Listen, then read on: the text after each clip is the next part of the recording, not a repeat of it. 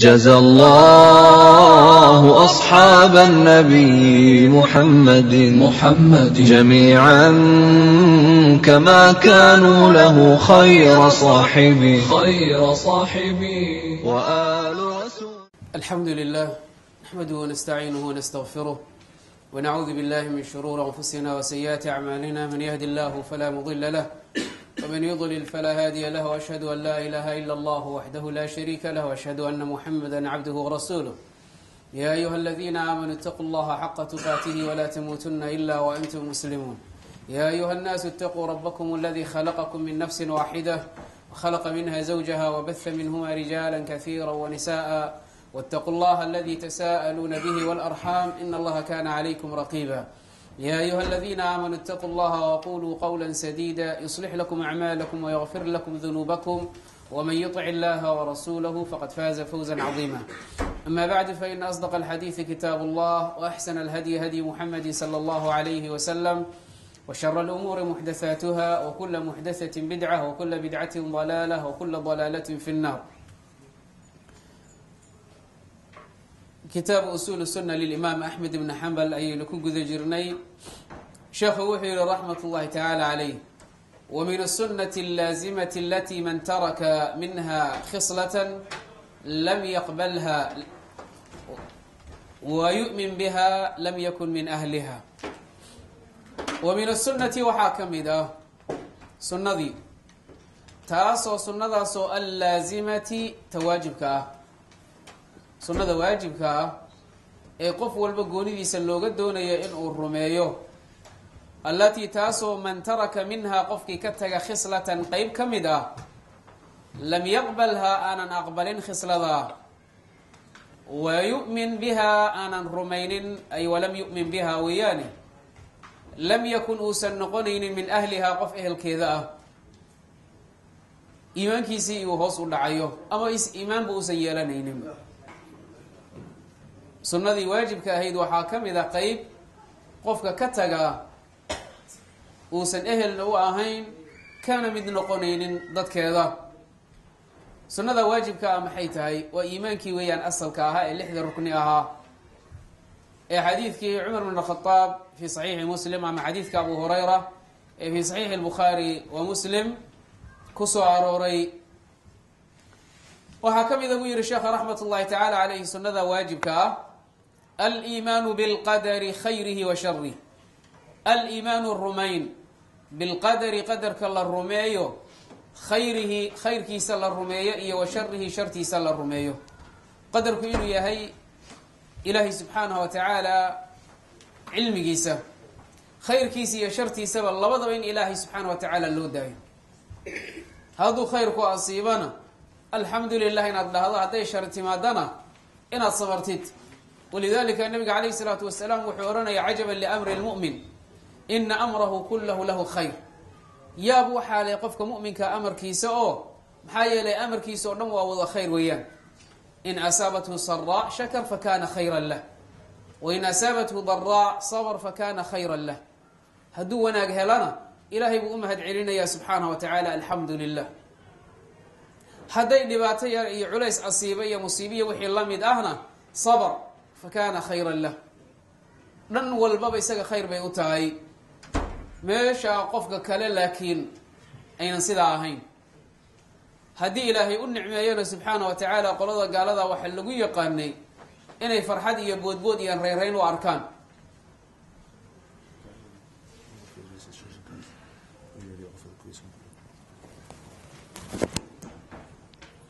بسم الله. gaari Peugeot waa hoosta jooga qof u geeyay. number platekiisu waxa weeyaan RV54OFX.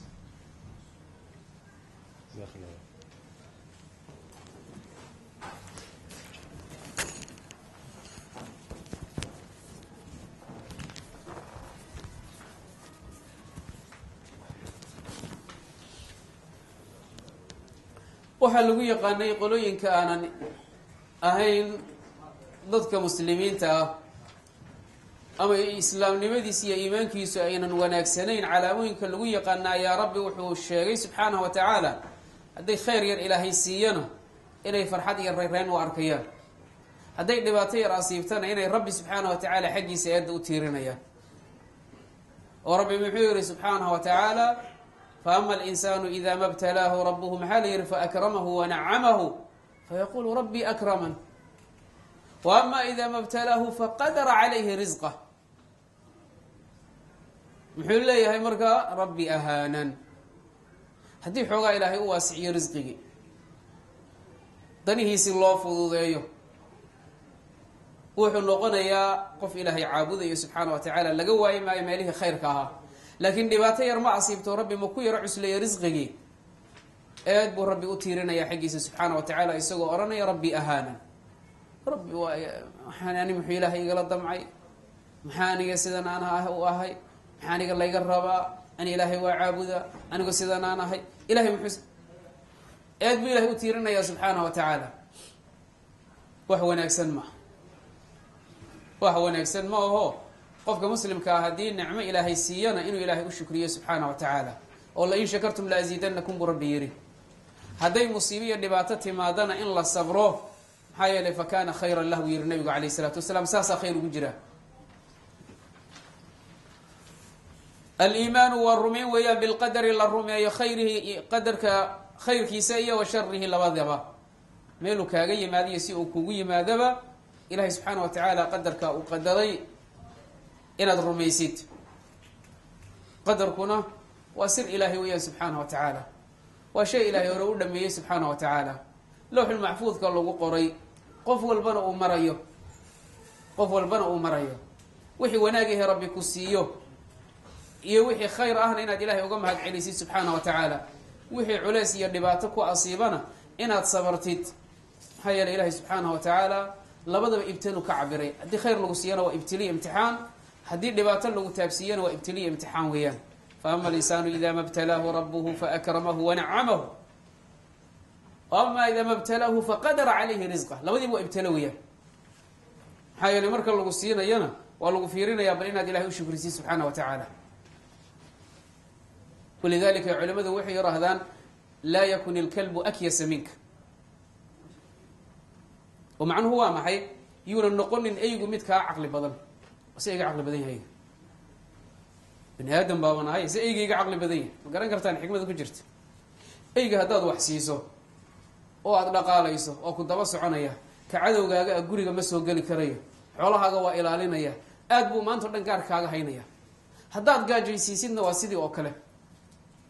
dhihi maayo gaajo igu dilay anigana waa inaan isaga cuno oo carruurtiisa cuno oo ma dhahayo maadaama aada dhaqaalaysay hadaad maalmaha qaarkood gaajo ku disho xitaa weli albaabkaagu taagan yahay waa ku ilaalinaya adiga maxaa lagaa doonayaa muslimka inaad noqotid mid ka wanaagsan makhluuqa noocaasa weliba makhluuqa ilaahay subxaana wa tacaala abuuray kuwa ugu hooseeya weeyaan inaad noqotid wax ka wanaagsan oo waa maxay haddii ilaahay kuu nicmeeyana inaad ilaahay shukrigiisa gudatid haddii ilaahay subxaana wa tacaala qadarkiisa yimaadiya qadaha ilaahay oo culeys iyo musiibo kugu timaadana inaad sabartid ood ilahay umahad celisid weliba labadu waa nicmo ilaahay weeyaan haddii lagu siiyana waa lagugu imtixaanayaa nabiy llahi sulaymaan markii ilaahay wax walba isugu dabariday subxaana wa tacaala ee wax walba ilaahay gacanta u geliyey ee junuudiisa ilaahay usoo kulmiyey subxaana wa tacaala waxushira lisulaymaana junuuda ee alle inoo tilmaamay subxaana wa tacaala ee uu arkay wax walbo nicmada inuu haysto mulkan laa yanbagii liaxadin min bacdi waa isaga yiri ayuu wuxuu ohanaya layabluwanii rabbi ashkuru am akfur waxaan o dhan waxaa ilahay ii siinaya waa imtixaan min allahi caza wajal oo muxuu yahay inuu ilaahay igu imtixaano bal inaan u shukriyey in kale taa waxaa la mid a dhanka kale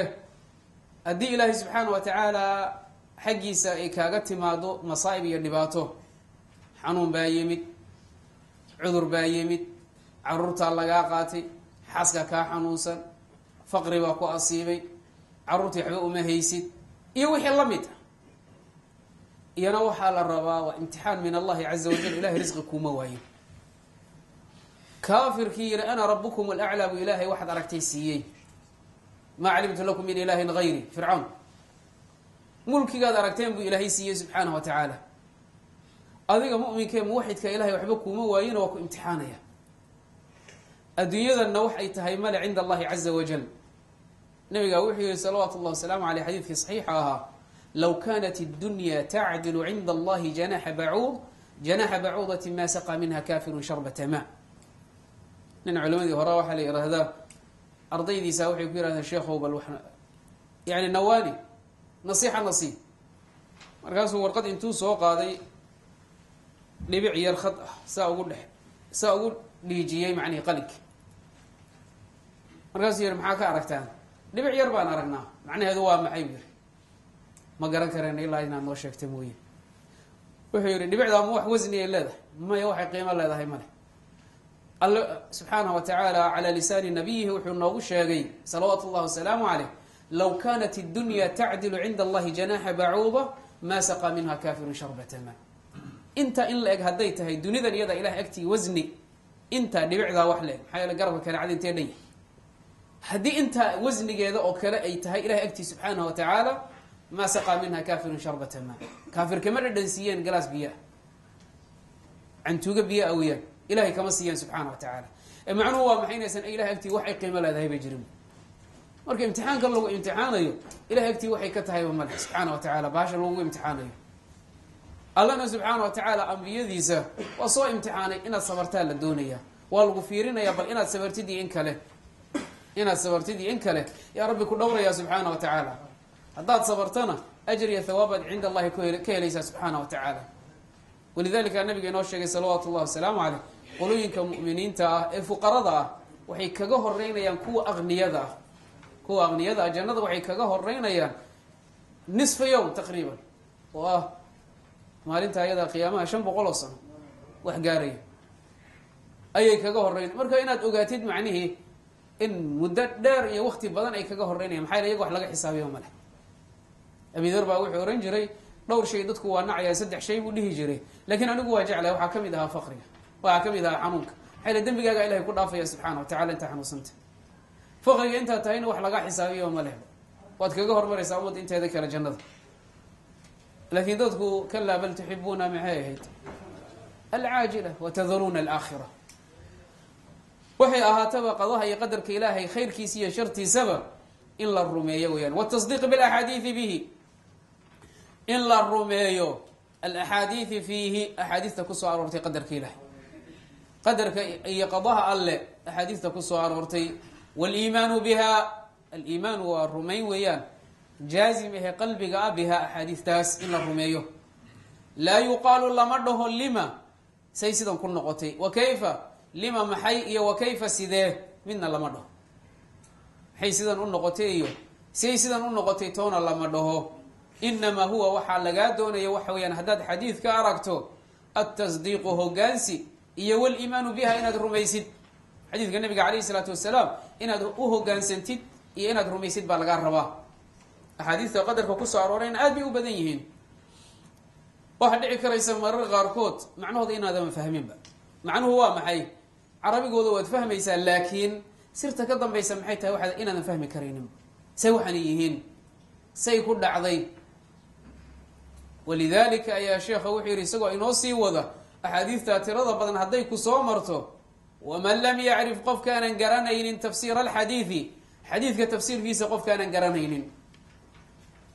walam yabluqhu uunan gaarin, caqluhu caqligiisana uunan gaarin, fahamkaagii caqligaagana ma gaarin. xikmada ka dambaysa maxay tahay waxan inaad ogaatid, macnihiisana ma aadan fahmin, maxaa lagaa rabaa weeyaan.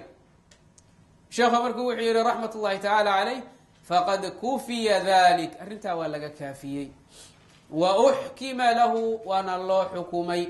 inaad sidaa ku daysid ood u rumaysid ood u hogaansantid baa laga rabaa adigu. inaad sii barbaarto oo sirta ka dambaysaan ogaanayaa iyo waxa ka dambeeya macnaha ka dambeynaya isa sii weydi hawl kuu taalla maha. facalayhi waxaa korkaaga ah aliimaanu bihi, inaad rumaysid, watasliimu lahu, uhogaansi. mila waxaa la mida marka tilmaamu inoo soo qaatay sheekh. xadiidu saadiq lmasduuq, xadiidka cabdullahi bni mascuud weeyaan, fii saxiixi albukhaari waa muslim kusoo arooray. cabdullahi baa wuxuu yihi abi cabdiraxmaan cabdullahi bni mascuud radi allahu tacala canhu ardaa qala xadaثna rasuulu اllahi slى اllahu عalayh walih waslm wahuwa saadiq اlmasduuq faqala ina axadakum yujmacu khalqahu fi baطni umihi 40 ywma nuطfa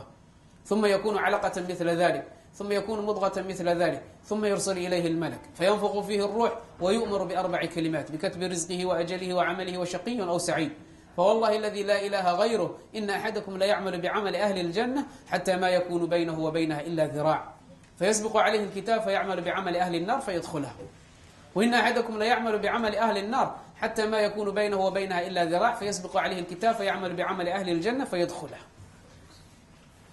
حديث هو حديث عظيم هويا أحاديث قدر كون كمد يهي هي قضاء إلهي كورمية وحي إلهي حكميه سبحانه وتعالى ووحي له عبد الله بن مسدوق حدثنا رسول الله صلى الله عليه وسلم رسولك الله نور رمي وحوناها رسولك الصادق المصدوق مد انتو رون شيغو لغا رميست حي إلهي بابي يربي سبحانه وتعالى وما ينطق عن الهوى إن هو إلا وحي يوحى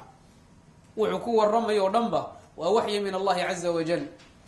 ورليس كسو تبين يا ماها كتركتنا معها سيدا سال شيء جرينا معها ولا يرينا معها ووحي من الله عز وجل هذا سيدا تهينا وحي الرسول كوحي النقو والرمي صلوات الله وسلامه عليه أو يريه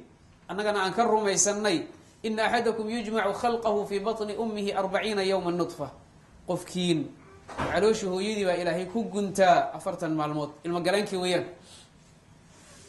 أفرتا كان مع الموت دبادنا isagoo mani kadibna xinjir buu noqdaa intii in leeg kadibna cadyaro hilib buu noqdaa intii in leeg isbedelkaasay maraysaa hawsha dhammaanna waa qadarka ilaahay subxaanahu wa tacaala malag baa u xil saaran yaa rabbi nudfa sida riwaayado kale ay tilmaameen rabbi oo waa mani maxaan ka sameeyaa hawsha sii socodsii baa la dhahaa wad xinjir baa loo bedelaa manidii afartankeedii hadday dhammaysato yaa wuxuu yidhaahdaa rabbiyow waa dhammaataya maxaan sameeyaa haddaynu hawshu ilaahay agtii subxaanahu wa tacaala ka dhammaystirnayn iska sii daa baa la yidhaahdaa gabadhii baa dhiig furmaysa marka haddii rabbi subxaanahu wa tacaala qadarkiisa ay ahaatana rabbi wuxuu yidhaahdaa sii socodsii cadyaroo hilibaa laga dhigaa maxaan rabbiyow sameeyaa hawshii waa dhameeyey 40 maalmood ahayd rasuulku wuxuu yidhi alayhi salaatu wasalaam uma yunfaku fiihi ruux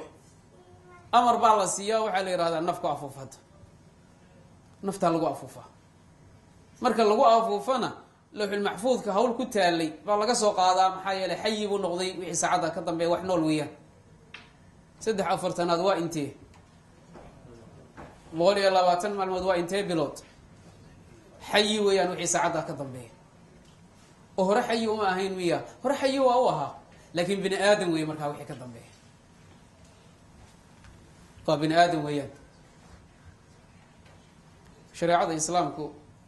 in ay tahay diin samaawi ah oo rabbaani ah oo ilaahay subxaanahu wa tacaala waxyigiisa ay tahay bay daliil u tahay xadiidkanu daliil u yahay xadiidta waaweyn wuxuu ka mid yahay ku tusinaya saadiqu lmasduuq warkiisa maxaa yeelay rasuulka waxaynu ognahay salawaatu ullahi wasalaamu caleyh si wax loo qoro loona akriya ma aqoonin ummi buu ahaa salawaatu ullahi wasalaamu caleyh annabiy alummiy sida ilahay ku tilmaamay qof aan garanaynin kitaabkan inuu dhinacan loo jeedinayo dhinaca kale loo jeedinayo aan waxba u kala socnayn haddana ka warramaya cilmiga balse dhaadu waxaa intaa kasii daran dadkii uu la noolaa nabigu calayhi salaatu wasalaam jaahiliyay ahaayeen wax ay yaqaaneen ma leh carab oo dhan baaba sidaa ahayd bacaadadeeda oo macnuhu waxa weeyaan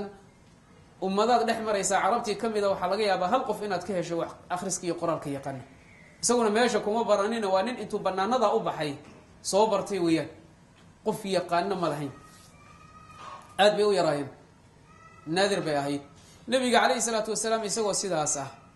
baa rabbi u waxyoonayaa subxaanahu wa tacaala ina axadakum yajmacu khalqahu fi baطni umihi 40 yowma nطfa uma yakunu calaqa mila dalik uma yakunu mudqa mila dalik uma yursalu ilayhi اlmalak fayunfaku fihi الruux wayu'maru b4 kalimaat qolooyinkan gaalada aynu dhex joogno beri aanaan fogeyn hadda dhow ah yay wareersanaayeen oo ay aaminsanaayeen ilmaha horta sideeda ma aabbaha xaggiisay ka ahaadaan mise hooyada ka ahaadaan maba ogeynba markaasi waxay dhihi jireen raggaa wata raggaa wata hawshan ba hawl ragga iska watay u haysteenba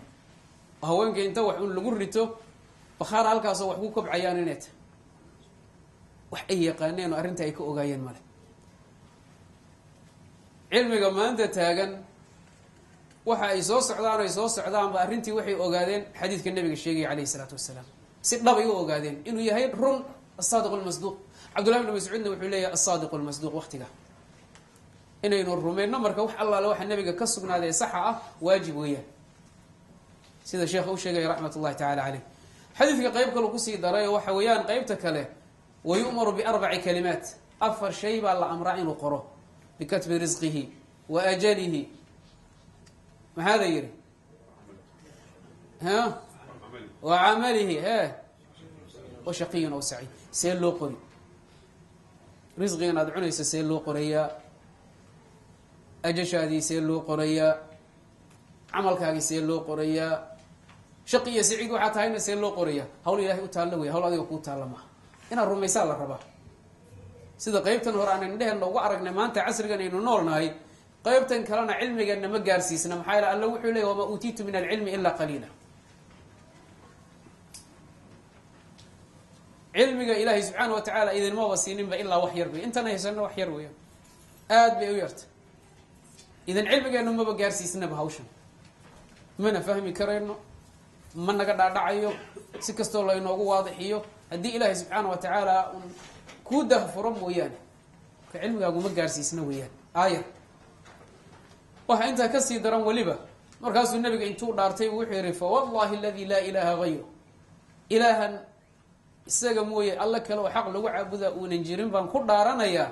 ina axadakum la yacmalu bicamali ahli ljanna khawaatimtii weeyaan halkana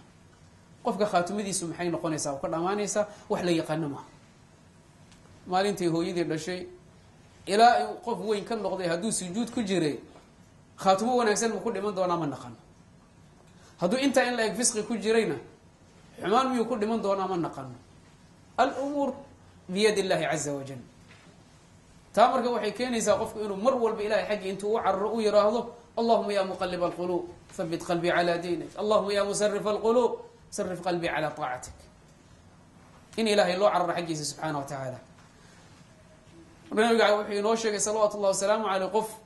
camalka wanaagsan intuu la yimaado hadduu sidaa ku dhintay jannada geli lahaa laakin fayasbiqu calayhi lkitaab fayacmalu bicamali ahli nnaar fayadkulaha waxaa laga yaabaa in uu gebagabadiiyo gunaanadkii ay isbedelo oo isaga oo siduu uhagaagsan yahay marka dambe inuu camal xunba la yimaado sidaa uu naarta ku galo masaajidkii buu ka baxayaa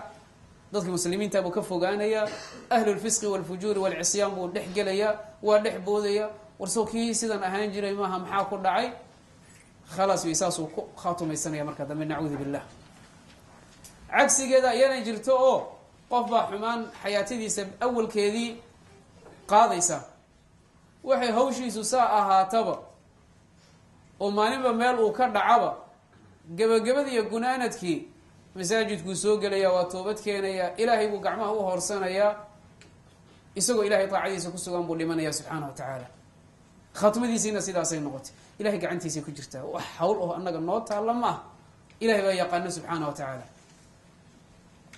wma tadri nafsu maxayd aayadii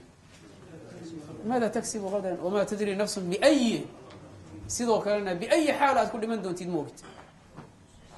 xaalad aad ku dhiman doontid toona maogid waa biyad illahi weyaan umuuraha naga qarsoon ee ilahay gacantiisa ku jiray kamid tahay subxaana wa tacaala taa marka waxay keenaysaa in ilahay inta loo cararo mar walba ilahay laga baryo khaatimo wanaagsan wa milu waxaa lamida ma kana miluhu fi lqadar wax allaaliya wixii qadarka kusoo arooray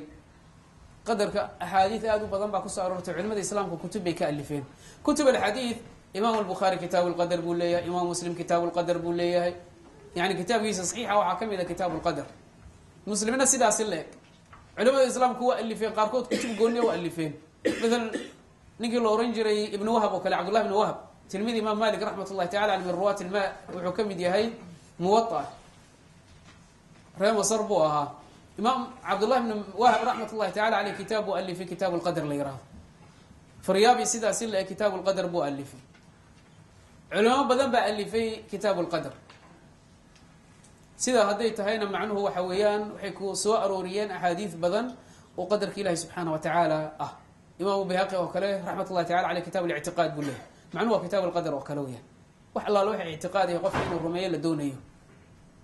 axaadiidta noocaa ku timid oo dhan inaan rumayno waa waajib weeyaan, axaadiid badan weeyaan, aada u tiro badan. wa mithlu waxaa la mid ah axaadiidta noocaas ah axaadiiu alru'yati kulliha, axaadiidta ka waramaysa ilahay aragtidiisa subxaana wa tacaala. axaadiid aada u badan weeyaan, ilaa ay culimada qeybo ka mida mas'aladaasi markay ifaareeyeen qolooyinkii muctasilada ahaa oo ay diideen ru'yada ilaahi subxaana wa tacaala, ay culimada islaamka kutub ka alifeen. imaam daara qutni oo kale raxmat ullahi tacala aleyh kitaab uu leeyahay alru'ya. imaam alajuri raxmat ullahi tacala aleyh waa leeyahay kitaabkiisa ashariicana waa ku keenaa. culama alcaqiida oo dhan waa ku keenaan. imaamu ibnu khuseyma raxmat ullahi tacala aleyh kitaabu atawxiid buu ku keenaa. ibnu manda kitaabkiisa atawxiid buu ku keenaa, wagayri dalik alimaanna waa ku keenaa, wahaakada. axaadiidta ru'yaduna waxa weeyaan ilaahay ma la arkaya maalinta qiyaamaha. inaan adduunka inaan la arkaynin rabbi baa inoo sheegay. maxaa yeelay nabiy llahi muusa baa isku dayay horteen, aayaddii qur-aankayd baana ilaahay inooga waramay markuu yihi arinii andur ilayk, rabbiyow bal iska kaytus inaan ku arkaan rabaa. lan taraanii baa lagu yihi walakin undur ila ljabal, ima arki karaysid. maxaa yeelay ilaahay subxaanahu wa tacaala hadduu ka faydo kashfi ka faydo aragtidiisa,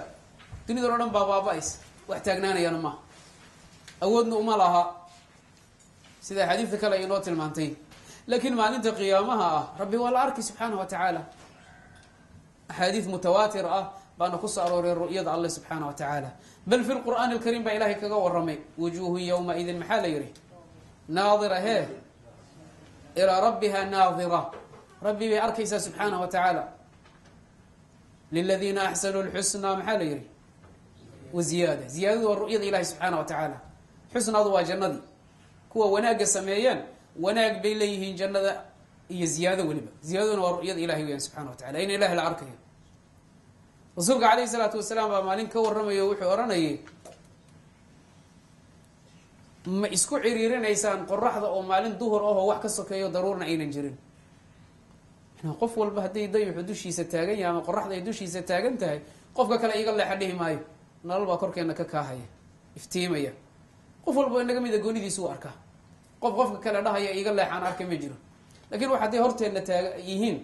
oo dadkuna ay wada taagan yihiin, isku dherar maa. qof baa dheer, qof baa gaaban,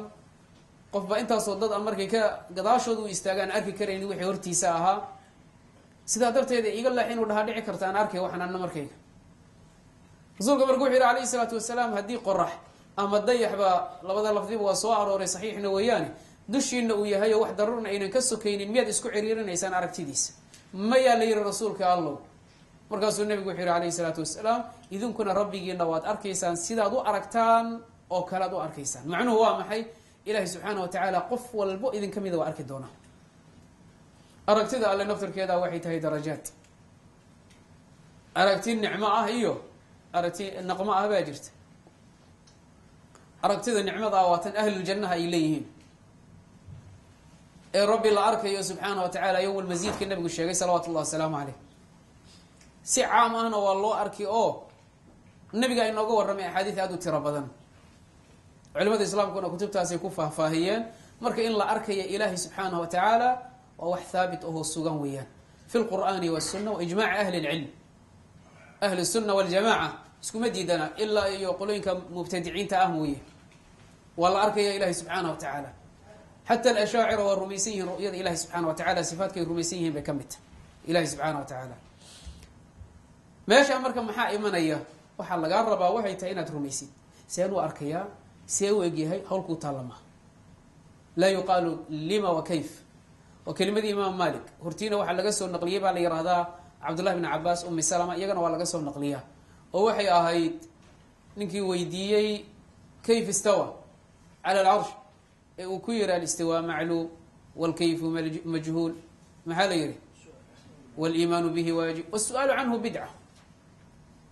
ilahay waa la arkaya. see loo arkaya? in la rumeeyo waajib weeyaan. see loo arkaya? la isma weydiiyo. rumayntuna waajib weeyaan arrintaa oo lasii galgalo kayfa iyo sidee iyo wixii la mid ahna arrin bidca ah weeyaan adigu rumee walidalika ibn kathir raxmat ullahi tacala caleyh fi kitaabihi annihaaya markuu ka warramaya aakhirka kitaabkiisa albidaaya weeyaan nihaayat lbidaaya macnaa aakhirka u dambeysa waxaa dhacaya gabagabada dajaal iyo ashraat asaaca iyo uu kusoo arooriyey raxmat ullahi tacala caleyh ayuu wuxuu keenay ru'yada ilaahay axaadiidtii kusoo aroortay oo mutawaatirka ahayd buu keenay ru'yada ilaahay subxaanah wa tacaala axaadiid saxaabada inta la hayo taqriiban intaan dul istaagay dhowr iyo 70 bay gaarayaan wax saxaya waxaan ahayn imaam ibn kathir raxmat ullahi tacala caleyh dhowr iyo 30 markuu soo arooriyey ayuu wuxuu tilmaamo oo yihi hadalkiisa oo kusoo gabagabeeyo wuxuu yihi qofka diida wuxuu ehel u yahay inuuna ilaahayba arkin subxaana wa tacala maalinta qiyaamaha isaguna maxaa yeele qofku wuxuu diido ee uu inkiro ilahayna waa ku ciqaabaya subxaana wa tacaala qofku yihi ilahay la arki maayo saadan adduunka u arkaynin baadan aakhirana u arkaynin maxaa yeelay qaala rabbi lima maxay ahayd xashartanii acma maxaa lagu yihi loogu jawaabay kadalika atadka aayaatuna fanasitaha wakadalika alyawma tunsa adduunka saasaad isaga indha tirtay aayaadkaygii iyo wixii ilaahay soo dejiyey subxaana wa tacaala aakhirana taa un baa lagugu abaalmarinaya haddaad inkirtay inkirkii sidii u ahaa un baa adna lagugu abaalmarina weeyaan marka waxa la iska ilaaliyo weeyaan wain nabat can اlasmaaci haba fogaado weeyaan maqalkii wastawxasha minha mustamic haba ka anfariiro oo ha ka dido qofka mustamic ee dhegaysanaya waxa laga yaba axaadiista qaarkeed xoogaa marka aada maqashid in qalbigaaga ay si ugu soo noqnoqoto oo waxana say u dhici kartaa iyo wixii lamid ah adigu waxaasoo dhan iska saar waxay la mid tahay sheekhu wuxuu soo hadalkaa ka wataa xadiidkii fi saxiixi muslim kusoo arooray saxaabada ridwan ullahi tacala calayhim ajmaciin yaa nabiga u yimid oo wax yarahay rasuulka allo marar qaarkood qalbigeenna waxaa kusoo dhaca umuur aan dhibsanayno inaanu ku hadalno oo macnuhu waa maxay ku saabsan ilaahay subxaana wa tacaala iyo sifaatkiisa shaydaan baa kugu soo tuuray nabigu wuxu yihi alayh isalaatu wassalaam allahu akbar awajadtumuuha allah wey subxaana wa tacaala sidaa ma hesheen ha intuu shaydaan waswaas idinku soo tuuray ma diideen macnuhu sidaa weeyaan ha taasi waa xalaawat liimaan weeyaan macaanka dhadhankiisii weeyaan iimaanka macaankiisii dhadhankiisii weeyaan buu yihi nabigu alayh isalaatu wassalaam oo macnuhu waa maxay xadiidka kale saxiixii ku sugnaabaa tilmaamayo rasuulku wuxuu yihi salawatu llahi wasalaamu caleyh qofkiin waxaa u imanaya shaytaan markaasuu wuxuu ku oranayaa war hoy yaa abuuray waxan ilaahay cirkan yaa abuuray ilaahay dhulkan yaa abuuray ilaahay yaa sidan yeelay ilaahay yaa sidan yeelay ilaahay hadhow wuxuu ku dhahayaa idan faman khalaqa allah war wax walbaba ilahay baad leedahay adigo horta ya ilahay abuuray sidiisaba waa ku dhex istaajiyey ma aragta maxaad kaga noqon kartaa qul aamantu biاllahi khalas ilaahay waan rumeeyey anigu gablame ilaahay waan rumeeyey adigaad haddaad hoogtay acuudu biاllaahi dheh walyantahi meeshaana ku jooji saasuu yihi nabigu alayh isalaatu wassalaam halkaa ku istaaji dib dambe ha u laabanin halkaa istaaji oo dib dambe ha ugu laabanin waan rumeeyeyna ilaahay subxaana wa tacaala sidaasaa la doonaya wainamaa calayhi qofka korkiisa waxaa ahaaday aliimaanu biha inaad rumaysid waxaa lagaa raba adigu waxay tahay rumayn ilahi subxaana wa tacaala wa an laa yarudda inaadan diidin minhaa axaadiidtaasi xarfan waaxidan hal xaraf oo ka mid inaadan diidin axaadiidtaasi ma soo arooray xadiidku haa iska hubi sax ma yahay haa waa rumeeyey anigu waa rumeeyey idinku hadday idinla culus tahay sidaa dheh maalin maalmaha ka mid a yaa nabiga calayhi isalaatu wasalaam wuxuu ka sheekeeyey dhurwaa baa ari kusoo dhex dhacay ninkii iska lahaa arigaa ka ceshaday dhurwaagii baa intuu xagga u booday wuxuu yihi maalinta cidlada ayaa iga celin doona aniga saxaabadii waa yaabuu yihi oo rasuulka allo ma dhurwaa baa hadlaya markaasuu rasuulku wuxuu yihi anigana waan rumeeyey abubakar iyo cumarna waan rumeeyeen anigana waan rumeeyey ina waa waxyi min allahi caza wajal abubakar iyo cumarna waa rumeeyeen saxaabada rumeyn la-aan maaha ee waxay qariibsadeen arrintan iyada rumayn la-aan ma haysa saxaabada ridwan allahi tacala calayhim ajmaciin waxay la macno tahay nabiy llahi ibraahim fi suurati lbaqara markii laga waramayey kayfa tuxyi lmawta qaala awalam tu'min qaala balaa ilahu se wax u nooleysaa dhintay ومياد الرميزنين إبراهيم خليل الرحمن بابا هيدا قال بلى ما يا ربي والرميزنا هي تاشكي إيجا مجره لكن وامحي ليس الخبر كالمعاينة النبي الشيخ عليه الصلاة والسلام حديث بمجموع طرقه حسنة شيخ ناصر سيد التلمامي في صحيح جامع الصغير أي النبي عليه الصلاة والسلام وحورني ليس الخبر كالمعاينة أركتيد الله بدماها وحي لقاقا ورمي تين لقوش يقول لي هذا سيداس على عضي وسيداس ويانو سيداس ويانو الدنيا دي سيداس النقطة وحبا من رمي سنيس ولا يرون بيك وقلت هذو لكن مركاد انت تكتسوا أركتو ويكدوا انت هاوش تأثير كدو وكدو وياه القرآن كان ويكتها الله قصة النبي الله موسى مركي لقوا الرمي حديث كان النبي الشيخ صلوات الله والسلام عليه ربي ما أوصي والربي سبحانه وتعالى رب بني إسرائيل وحي كل دقاقين وإني دبيق إلهي كدكتين لكن مركو يمد نبي الله إبراهيم النبي الله موسى ألقى الألواح حالتي سوى اسبدش قولين موحدين وكتجي أو مسلمين وحي يمد قولين مشركين أهب صنم دول تاجن دبع عبودي عبادي ولا إيمانية وإلهي هو الرمي موسى الرمين والرمي لكن ليس الخبر كالمعاين ويسيد النبي الشيخ عليه الصلاة والسلام marka saxaabada ridwaanullaahi ta'ala alayhim sidaas ay nabiga ku yiraahdeen sidoo kale nabiga xadiis badan sidaas oo kale ay jiraan neef loo hadlay iyo waxyaabo badan saas oo kale nabigu ka warramay salawaatu wa salaamu alayhi anigana waan rumeeyay Abu Bakr waan rumeeyay Umar waan rumeeyay nabigu leeyahay salawaatu wa salaamu marka macnaha laga rabaa waxay tahay adigu inaadan xarafna radimin waxa jiray xadiis nabiga alayhi salaatu wa salaam fi sahih muslim ku soo arooray ibn Khuzaymi qayrkiisana ay warinayaan sunnada waa ku sugan yahay حديث قاس النبي عليه الصلاة والسلام من أورنجل معاوية بن حكم السلمي بأيمت حديث عهد بالإسلام بوها حديث دار بوها مركز وحوقشك يا رسولك يا الله قبر أن لا هي الضونة أربي راعدا مال المال مها كم ذا يا بورت أو يحط لنا عاد يضع كل راعيزة الروا باكلتجي دقاق باكلتجي حوله قار كم ذا وحنون صديق ويري qof bin aadam baan aho waxaan u xanuunsanayaa sida qofka bin aadamka xoolihiisa uga xanuunsado taasina waxay keentay rasuulka Allah inaan xanaaqo on wax ku dhufto aad buu uga qoomiyay markii dambe waxaan sameeyaa rasuulka Allah rasuulku wuxuu yiri kac ila kaale intaad baxdo ii keeniyada gabadhi way sii daayo orod gurigu tagay waa u yeeray kaale buu ku yiri rasuulku uu keenay kaleey salaatu wasalaam rasuulku waa imtixaanay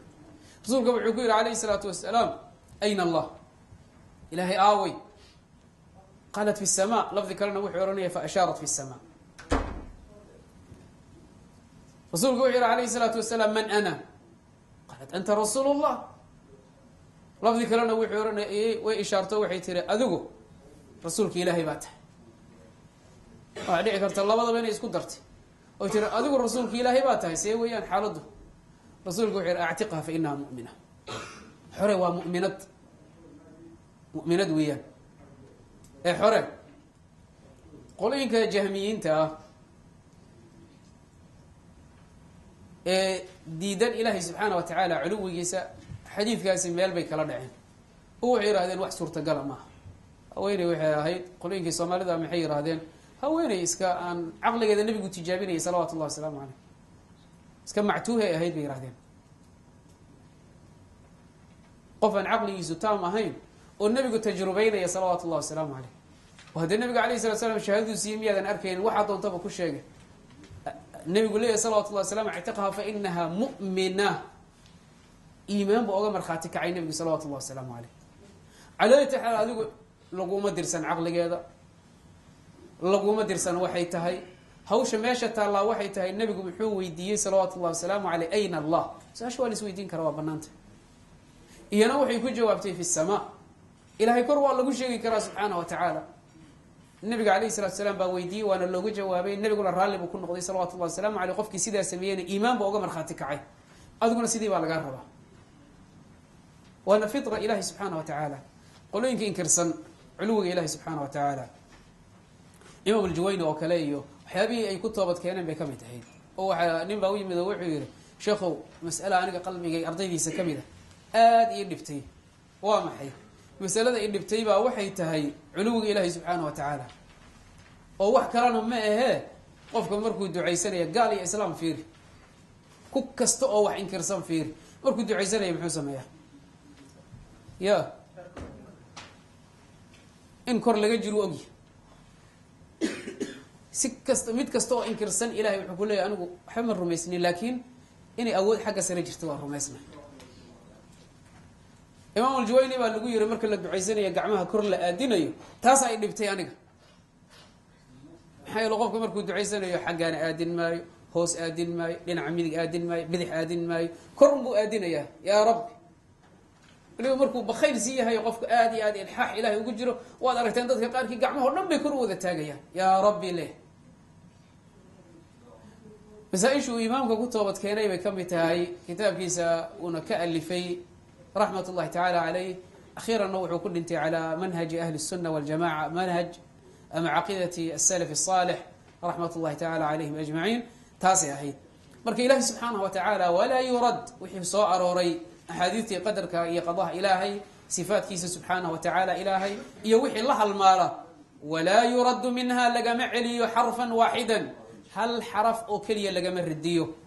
wagayriha wixii intaa la halmaalo oo min alma'huuri ma'huuraati wixii soo arooray ah can ihiqaati ka soo arooray maxaa loo shardinayaa xadiidka waxaa loo shardinaya waxay tahay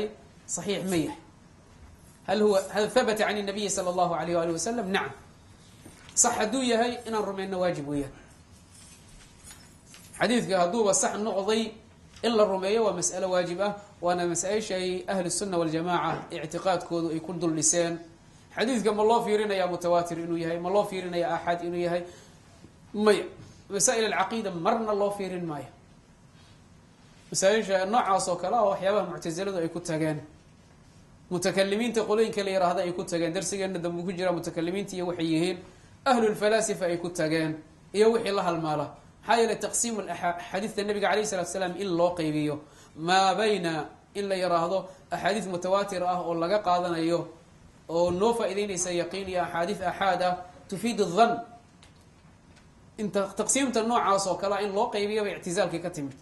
iyo dadkii mutakalimiinta ahaa bal ummadda inteedii ka horreysay ma jirin imaamu axmed iyo imaam albukhaari iyo raggii lamidka ahaa zamankoodii ma jirin xadiidku sax ma noqday ha in la rumeeyo waajib weeyaan ama saxiix ha noqdo ama xasan ha noqdo waa isaga mid weeyaan iyagu agtooda marba hadduu sax noqday habata can الnabiyi salى اllahu alay wasalam aliimaanu bihi waajib walcamalu bihi waajib in lagu camal falo xadiidka oo la rumeeyo hadduu caqiido yahayna waajib weeyaan hadduusan sax noqonina in la diido waxaa meesha ku baxaya axaadiistii mawduuca ahayd ee muftara cala nabiyi sala allahu alayh ali wasalam in iyada loo nisbeeyo nabiga calayhi salaatu wasalaam oo la yihahda nebigaaba yiriba taasaa dulmi ah maxaa yele nabigu alayh salatu slam xadiis mutawaatir wuxuu ku oranayay man kadaba calaya mutacamidan falyatabawa maqcadahu min annaar wax gaaraya 100 saxaabada kamida warinaya imam tabari raxmat ullahi taala imam tabarani raxmat ullahi tacala caleyh risaalu ka alif uu ku jamcinaya xadiidka keliya man kadaba calaya mutacamidan falyatabawa maqcadahu min annaar man rawa canii xadiiثa yura anahu kadib fahuwa axad اlkadaabiina nabiga yiri alayh الsalatu slam lafdi kale qofku intuu iga wariyay iga sheegay aniga xaggayga xadiid iyo war loo malaynayo inuu been yahay warkaasi loo malaynayo ma aha xitaa uu yahay loo malaynayo inuu been yahay fahuwa axad اlkadaabiin beenlowyaashuu ka mid yahay axaadiid noocaas ayaa ka mid ah haddaad kutubta mawduucaadka dib ugu laabatid kitaab maala mawduucaat ibn jawzi raxmat ullahi tacala caleyh ama tanziyat shariica almarfuuca can akhbaar shaniicati almawduuca iyo kuwa lamidka ay tartiibta sameeyey tawxiidkay uga horumarinayaan wax badan baad arkaysaa liajli dalika waxaas inaad fiirisidna maaha in ilaahay laga nasahana weeyaan subxaanahu wa tacaala ama axaadiidta kale walaa yuraddu minha lagama diidi karayo lama celin karayo xarfan waaxidan xaraf keli ah ama fahamkaagaa yar ama cilmigaagaan gaarin caqligaagaan liita adigu waxaa lagaa rabo waa hogaansad iyo rumayn baa lagaa rabaa sax ma yahay shardiga keliyaad ku xiri karaysid xadiidka nabiga calayh salatu wasalaam ee caqiidada waxa weeyaan inuu sax noqday hadduu sax noqday khalaas weyaan waa dhamaatay wagayriha iyo kuwa la halmaalo min alaxaadiii axaadiidta alma'huuraati lasoo naqliyey can ihiqaati laga soo guuriyey axaadiidta hiqaadka ay soo guurinayaan ee nabiga ka sax noqday salawaatu ullahi wasalaamu caleyh in la rumeeyo waa waajib weeyaan wallahu subxaana wa tacala